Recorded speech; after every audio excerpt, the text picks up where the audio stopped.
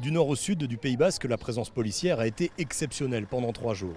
Impossible de passer un rond-point, une route ou un parking sans croiser des forces de l'ordre. La plupart des habitants ont fui les villes de la côte. Les rues de Biarritz sont restées très calmes. Ici, tout le monde redoutait la présence de manifestants violents. Beaucoup de gens m'avaient dit de ne pas venir à Biarritz parce qu'effectivement ça allait être terrible, mais en fait c'est vraiment très calme. C'est plutôt l'opposé.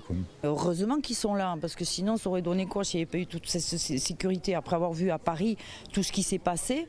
Chez les professionnels du tourisme, c'est un soulagement. Selon eux, aucune manifestation violente n'est venue entacher la réputation calme de la côte. Le G7, c'est même un coup de projecteur plutôt bienvenu. Les forces de sécurité ont fait le job, parce que voilà, on est vraiment dans une zone hyper sécurisée, et tant mieux. Que les gens qui sont contre le G7 s'expriment, ils en ont tout à fait le droit, et c'est normal. Ils l'ont fait ailleurs, dans le calme, parfait. De ce point de vue-là, franchement, nous, on a craint un petit peu, non pas pour Biarritz, pour les alentours. On espère, on est sûr qu'il va y avoir des effets bénéfiques pour la région, que ce soit pour Biarritz, mais pour le Pays Basque en général, et pour nous, ça c'est très important. Maintenant, ceux qui ont souffert aujourd'hui, j'espère que ça ne sera pas trop, vous savez ce qu'on dit, les gros maigrissent, les petits meurent. J'espère que ça ne sera pas le cas pour nous. Les rues de Biarritz vont pouvoir retrouver une activité estivale normale. Les contrôles de police sont suspendus à la fin du G7, mais une surveillance est maintenue pendant 48 heures dans les rues de la ville.